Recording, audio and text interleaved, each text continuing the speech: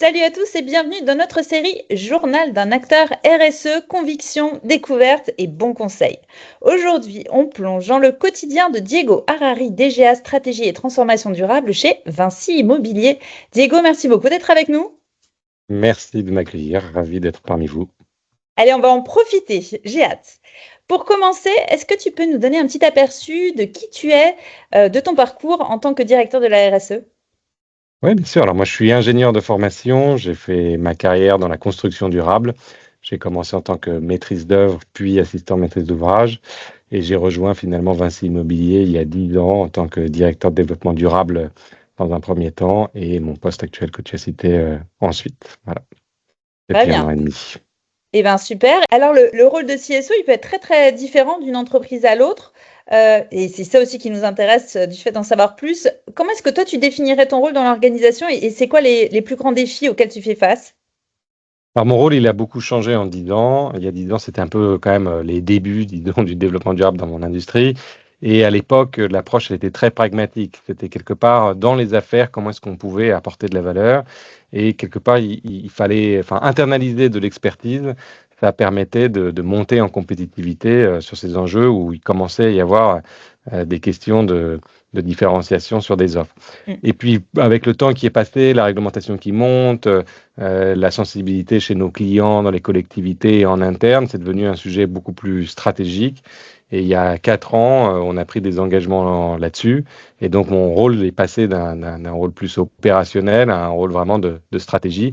Aujourd'hui, j'occupe un rôle de stratégie à 360 qui dépasse les questions d'environnement, mais c'est en passant par l'environnement, disons, que j'ai pris cette dimension plus stratège. Génial. Est-ce que tu peux nous en dire, allez, 3 mots sur justement ces partis pris, ces positions que vous avez pris en termes stratégiques autour de ces sujets?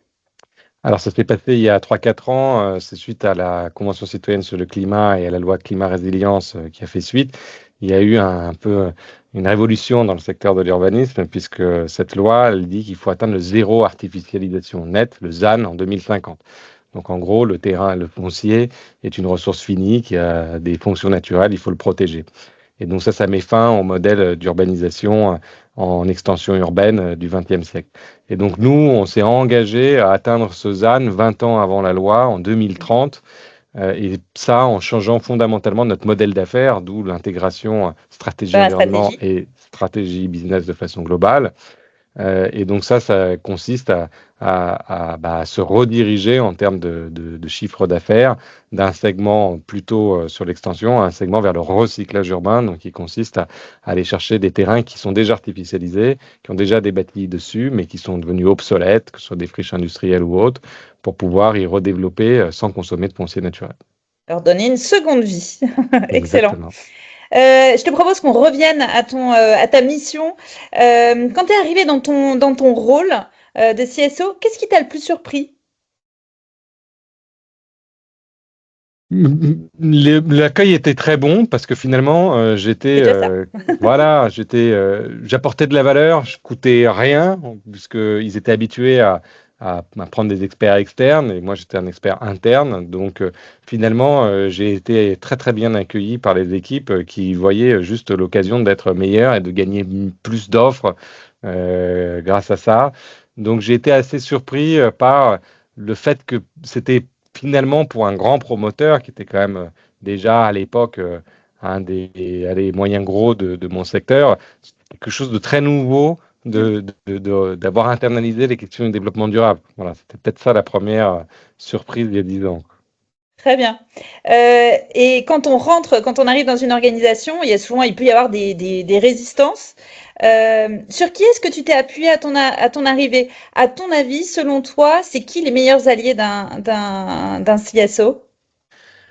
Alors, à mon avis, comme je disais, il n'y a pas eu tellement d'insistance, et d'autant plus que mon approche, elle a été très pragmatique. Elle était de chercher où est-ce que je pouvais créer de la valeur. Peut-être la posture qui aide à ne pas Exactement. avoir de Tant résistance. qu'on est là et finalement on apporte des choses aux gens, bah, en général, les gens ils Ils mettent pas prennent, trop de frein. Voilà, ils prennent, on exactement. t'accueille. Le sujet devient différent plus tard quand on commence à dire bah maintenant il y a des règles, maintenant il y a un objectif, il y a une trajectoire, etc. Il y a des contraintes. Et quand on a une stratégie environnement, quand on prend des objectifs Il y en a. ambitieux, forcément là on ne fait plus que de donner, on est un petit peu aussi à mettre des limites. Donc là, c'est là que les freins se ressentent. Donc c'est beaucoup plus tard dans mon parcours. Et quelque part, tout le crédit que j'avais accumulé avec ces années-là, toute la valeur que j'ai pu donner, toute la confiance, Le toutes les relations de réseau. confiance que j'avais créées, voilà, ont été très utiles parce que ça leur a permis d'avoir confiance a priori dans ce que je Mm, mm. proposais et pas de me voir juste comme quelqu'un qui venait les empêcher de tourner en rond, quoi. Ça, c'est, je pense, un très très bon conseil. Voilà, ce choix de posture. Selon toi, comment est-ce qu'il faut prioriser les premières actions qu'on va mener en tant que CSO? Je ne pense pas qu'il y ait de réponse universelle à cette question. Ça dépend où on arrive. Est-ce qu'on arrive dans une boîte qui se met sur le sujet? Est-ce qu'on arrive dans une industrie très mature déjà?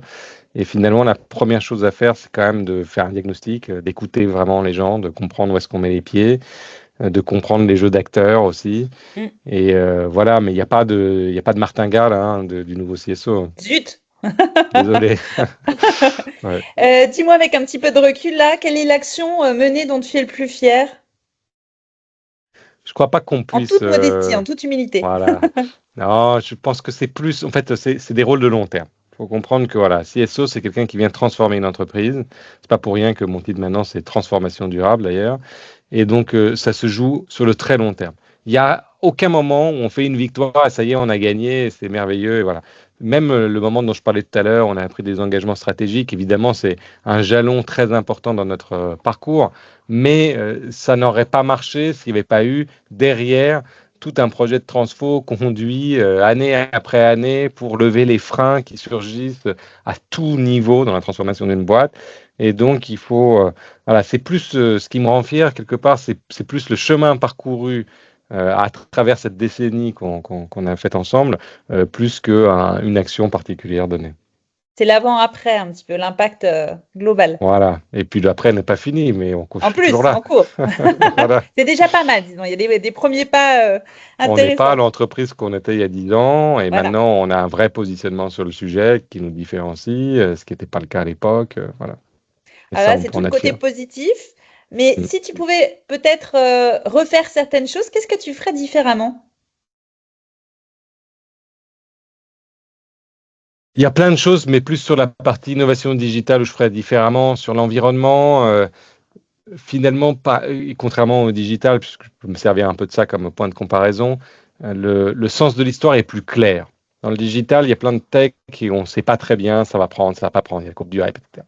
Sur Mm. l'environnement, si on garde une approche très pragmatique, si on est très à l'écoute du terrain, de ce qui est possible, des contraintes de marché, de où en sont les clients, s'ils sont prêts à payer ou pas. Enfin voilà, donc si on est bien à l'écoute de son organisation, le sens de l'histoire avec un grand H, au moins il est clair en général. Enfin en tout cas dans mon industrie, voilà, il y a le ZAN dont je parlais tout à l'heure, Oui. il y a d'autres réglementations sur le carbone.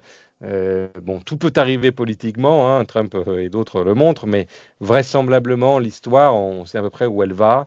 Et donc, il y a moins de raisons de faire de grosses conneries Mm. tant qu'on reste voilà, pragmatique et à l'écoute du terrain, quoi. Très bien. Pour terminer, puisqu'on arrive tout doucement à la fin, quels seraient les petits conseils que tu aimerais partager avec d'autres directeurs de la RSE là, qui viennent de prendre leur poste? Ce serait quoi tes petits conseils? Bah, déjà, ce que je viens de dire, c'est important, quoi. Voilà, mais il faut sentir les choses. C'est ce qui fait peut-être une des spécificités de notre métier par rapport à plein d'autres, c'est que tout se joue dans la capacité à sentir le moment où il faut avancer des choses. Quand Quand est-ce que les les planètes planètes sont s'alignent? alignées. Ouais, Exactement, c'est ce que tu disais. Alors ça, exactement. c'est ton Voilà. expression. Quand Ouais. voilà, sentir Je, quand les je dis planètes très s'alignent. souvent, voilà, exactement.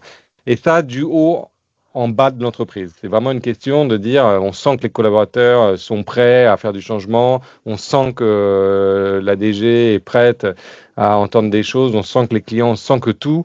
Et donc, c'est le bon moment. Si on se plante, si on est 2 ans trop tôt, on C'est va une se prendre question de tous les timing. freins de la terre, on va se faire rejeter. Si on est 2 ans trop tard, on n'est pas compétitif et tout. Donc, ce feeling est quelque chose d'essentiel et qui fait, je pense, le succès de certains par rapport à d'autres qui sont parfois des visionnaires, hein, qui sont des gens extrêmement compétents, etc., Oh, mais visionnaire parfois. qui ont pas su attendre le bon moment. Donc, il faut être un opportuniste, un pragmatique.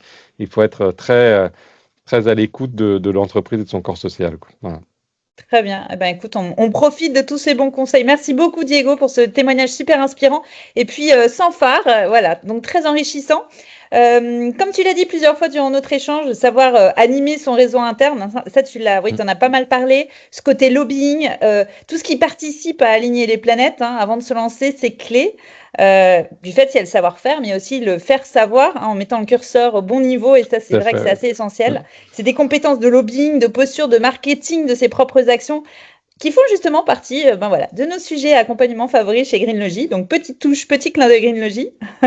Donc, si vous avez envie d'en discuter, vous qui nous suivez aujourd'hui, évidemment, n'hésitez pas à nous contacter. Et puis, Diego, on va rester connecté près. Hein. J'ai hâte de voir la suite de l'aventure. Écoute, moi aussi. À très, très bientôt. Merci beaucoup. Au revoir, Florence. Au revoir à tous.